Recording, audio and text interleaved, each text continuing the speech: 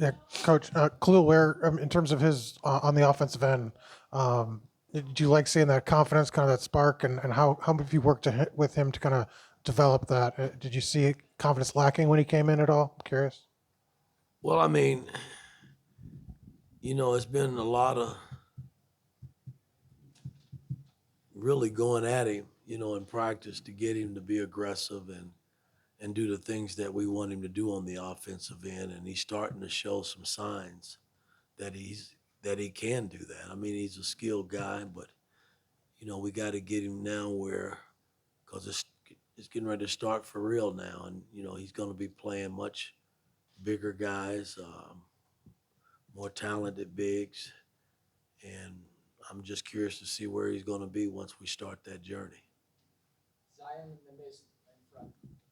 Mike, you guys shot 25 free throws tonight. Just what does it do for your offense where you could get to the line that often? Well, it takes a lot of pressure off having to play in the half court. We also had 27 points, fast break points, and that's going to be huge. Moving forward, so we don't have to rely on playing so much in the half court. We can generate points with our defense. Um, that's a bonus. When you playing playing offense. When you can get up in passing lanes and disrupt opponents with your defense and get steals and then get out and run. Um, that's how the game should be played. Coach, specifically with your backcourt, you guys got, I think it was close to 20 assists and no turnovers from them, and they also played a big factor on the defensive side as well. What did you see from them tonight that kind of led to their success? Well, again, I mean, we've been stressing. We watch so much from a film standpoint,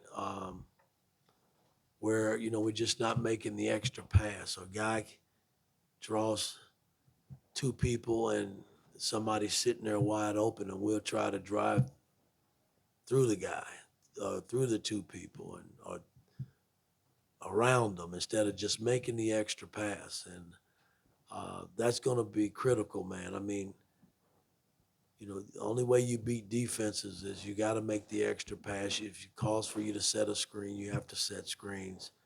And I thought tonight we really sacrificed the ball and made assists. X and Gallo both, I think, had 6 assists tonight. Mac had 15. I believe you had 14 last time out. I'm just wondering how you'd kind of evaluate his start so far. Who, McKenzie? Yeah, Mac and Baco. Yeah, I mean he's been solid. I mean, and he's been solid ever since he came here. From a defensive standpoint, we have to speed the process up with him because the way we scramble and do things, you got to communicate it, and then you got to give energy to get where we need to go from a defensive standpoint. And he's still in the learning stages right now, as well as a lot of the newcomers. Anthony Walker's been really good in the 2 exhibition games. What has he been like in practice, and what do you think he'll do for the team this season? Well, he's been solid. I mean, he's given me enough confidence. That whole second unit has given me enough confidence since we've been together that, I can play him. I mean, I feel good. Somebody's not playing well in the first unit. I feel really good about playing guys in the second unit because they compete. They like to compete. And that's how it's got to be the rest of the season. Khalil has done a lot of his damage in the second half. I think he's had 27 points over the 2 exhibitions in the second half. Once he seems to get going, he gets going. What do you think gets him going? Well, I called a couple of plays for him, in the second half, but it's not about play calling. I mean, he's big enough, when we run our pick and roll offense, he's big enough to roll and demand the ball as a big target.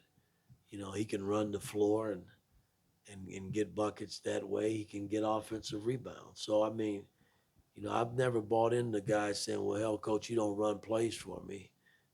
There's all kind of ways of scoring the basketball.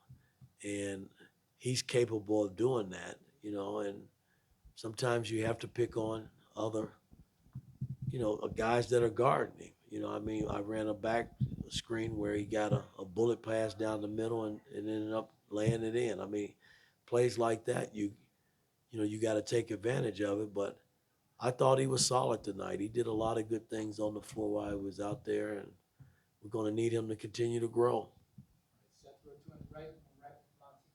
Coach, obviously this was the first time you and your team have taken the court since Coach Knight passed. Just, how much was he on your mind at all tonight? Did anything about game prep or game day feel a little different for you? No, I mean it's been tough, man. I mean, I prep every game the same way, man. But knowing that he's not around anymore, it means more now to me. Um, I mean, I wish I could do all the things he's done as a coach. I mean, which is impossible to do, for me. And my thoughts will always be with him. I mean, they'll never go anywhere. I mean, as long as I come into this building knowing that this is Bob Knight's building, I'm going to always think about him, and just hopefully I can make him proud. That's all I think about every day that I come here and work and coach. Woody, with the season 3 or 4 days away, what's your biggest concern going in? Well, I mean, again, these are 2 practice games.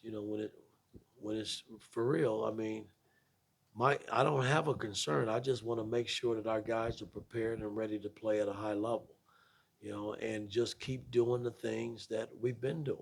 I mean, we've done some pretty good things from an offensive standpoint and a defensive standpoint, and we got to build on those things.